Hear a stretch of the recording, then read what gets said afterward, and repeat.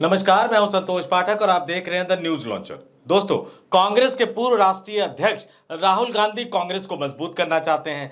गुजरात में गए तो उन्होंने बीजेपी के स्लीपर सेल, बीजेपी के एजेंट की बात कर ली। यहां तक कह दिया कि 10, 15, 20, 25, 30, 40 लोगों को अगर निकालने की जरूरत पड़े तो कड़ी कार्रवाई करते हुए उनको पार्टी से बाहर का रास्ता दिखा देना चाहिए।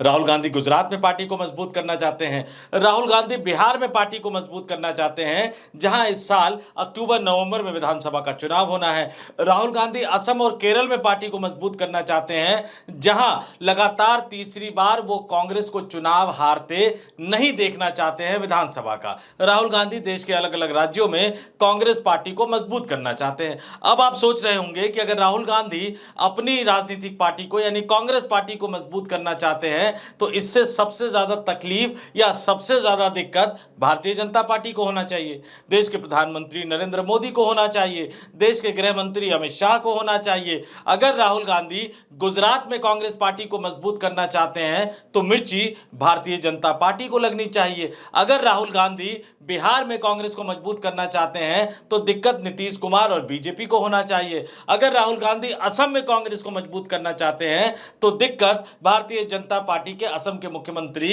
हिमंता बिस्वा शर्मा को होना चाहिए। लेकिन अगर मैं आपको कहूं कि कांग्रेसी नेताओं को ही दिक्कत होने लगी है, कांग्रेसी नेताओं की ही आवाज निकलने लग गई है, वो ऑफ द रिकॉर्ड ये बोलने लग गए हैं कि भैया राहुल गांधी ने जिनको भेजा है वो तो बहुत गड़बड़ झाला है।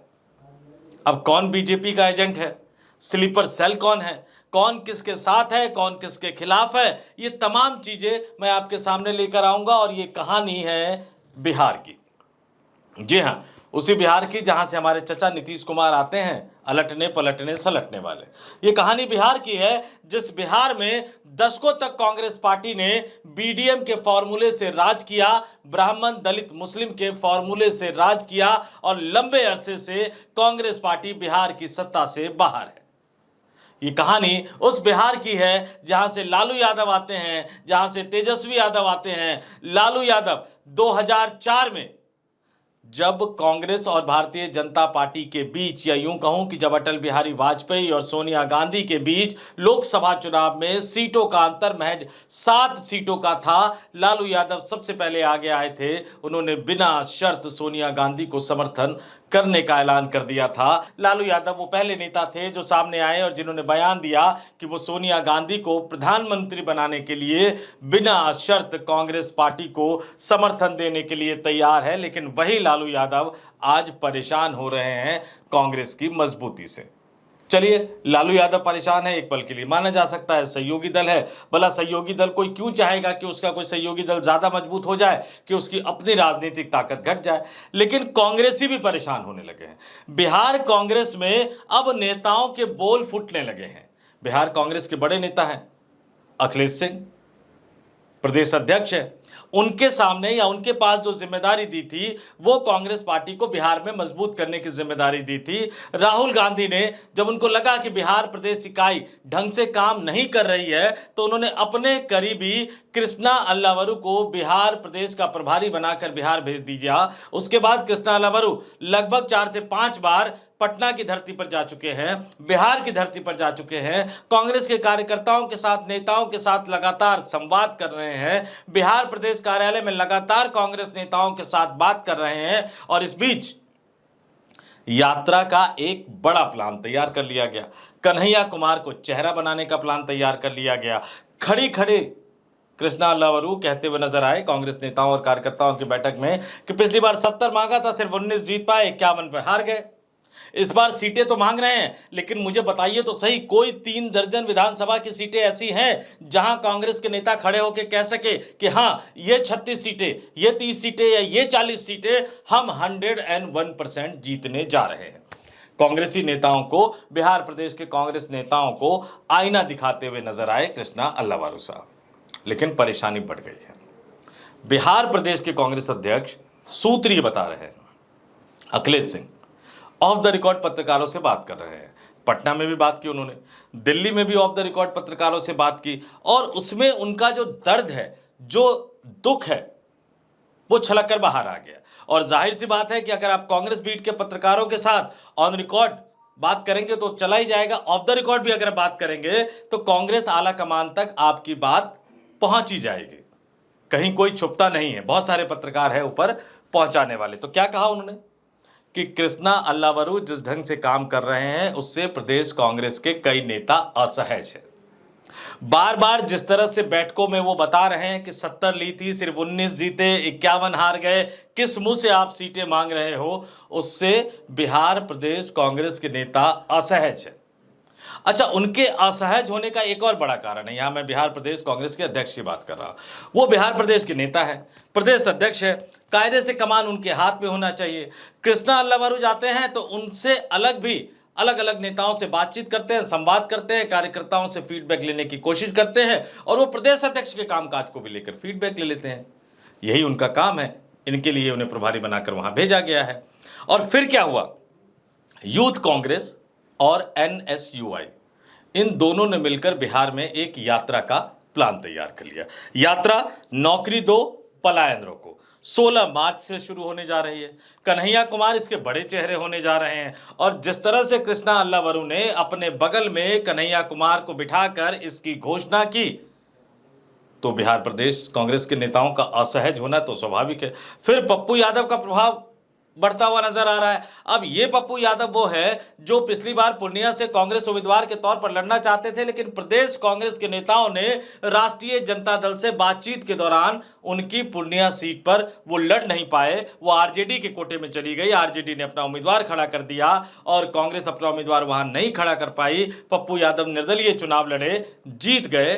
अब उन पप्पू यादव की भूमिका भी बढ़ती हुई नजर आ रही है। तो बिहार प्रदेश कांग्रेस के वो नेता जो लालू यादव के कहने पर उनकी सीट अपने कोटे में लेने के लिए तैयार नहीं हुए, लालू यादव की बात मानकर उस सीट को उन्होंने राष्ट्रीय जनता दल के कोटे में डाल दिया, वो भला कैसे सहज महसूस करेंगे। तो अब यह सूत्र आई जब बिहार प्रदेश कांग्रेस के नेता, बिहार प्रदेश कांग्रेस के अध्यक्ष ने ऑफ द रिकॉर्ड पत्रकारों के साथ यह कहना शुरू कर दिया, तो यह खबर, जैसा कि मैंने आपको बताया कि मिनटों में कांग्रेस आलाकमान तक पहुंच गई। यह खबर कांग्रेस के राष्ट्रीय अध्यक्ष तक भी पहुंच गई। कांग्रेस राष्ट्रीय अध्यक्ष की टीम में जुड़े हुए जो 3 लोग, बहुत ही महत्वपूर्ण लोग, जो मीडिया से जुड़े हुए हैं, जो मीडिया से जुड़े हुए रहे हैं, उन्होंने तमाम चीजों का फीडबैक दिया। खड़गे साहब ने राहुल गांधी से बात की और फिर 12 मार्च को जो बिहार प्रदेश कांग्रेस के नेताओं की बैठक होने वाली थी, 12 मार्च को खड़गे और राहुल गांधी बिहार के 35 यानी 3 दर्जन के लगभग नेताओं के साथ जो महत्वपूर्ण बैठक करने वाले थे, उस बैठक को स्थगित कर दिया गया। ऑन रिकॉर्ड ये बताया गया कि होली की वजह से कैंसिल किया गया, स्थगित किया गया, आगे वो बैठक होगी। लेकिन ऑफ द रिकॉर्ड ये है कि जब बिहार में कांग्रेस के अंदर ही बगावती सुर उठने लगे, राहुल गांधी के करीबी कृष्णा अल्लावरू की कार्यशैली पर ही सवाल उठने लगे, कन्हैया कुमार की यात्रा को लेकर प्रदेश कांग्रेस के नेता ही जब असहज दिखाई देने लगे, पप्पू यादव के बढ़ते प्रभाव पर जब प्रदेश कांग्रेस में ही बवाल मचना शुरू हो गया, तो फिर कांग्रेस आला कमान के पास फिलहाल इस बैठक को रद्द करने के अलावा कोई चारा नहीं बचा था और यह बैठक रद्द हो गई। और अब इसको सीधा सीधा मैं इसको यूं भी कह सकता हूं कि राहुल गांधी के खिलाफ बड़ी बगावत। क्यों? कृष्णा अल्लावरू को किसने भेजा बिहार? राहुल गांधी ने।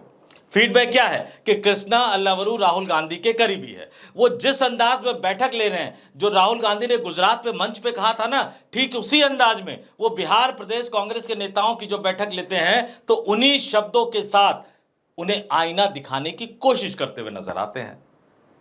तो इसके बावजूद कि सब जानते हैं कि वो राहुल गांधी द्वारा भेजे गए हैं, राहुल गांधी के करीबी हैं, राहुल गांधी के एजेंडे को लागू करने के लिए गए हैं, बिहार में कांग्रेस को मजबूत करने के लिए गए हैं, और इसके बावजूद उनके खिलाफ इस तरह की बातें करना कहीं ना कहीं ये बताता है कि बिहार कांग्रेस के नेताओं ने राहुल गांधी के खिलाफ बगावत करने का मूड बना लिया है। अब यहां कुछ सवाल मैं आपके लिए छोड़ जाता हूं।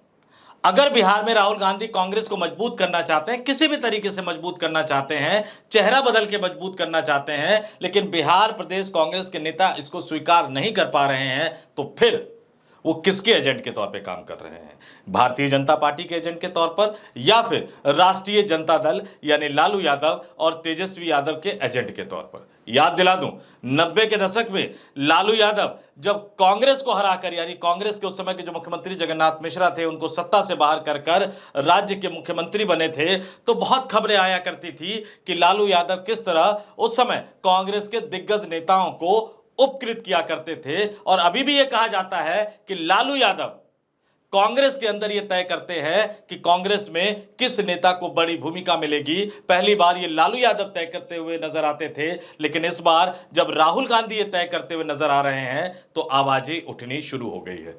तो कौन इन आवाजों के पीछे है, आप भी अच्छी तरह से समझ गए होंगे। इस वीडियो में इतना ही। मुझे यानी संतोष पाठक को दीजिए इजाजत। आप तमाम लोग देखते रहिए द न्यूज लॉन्चर। नमस्कार।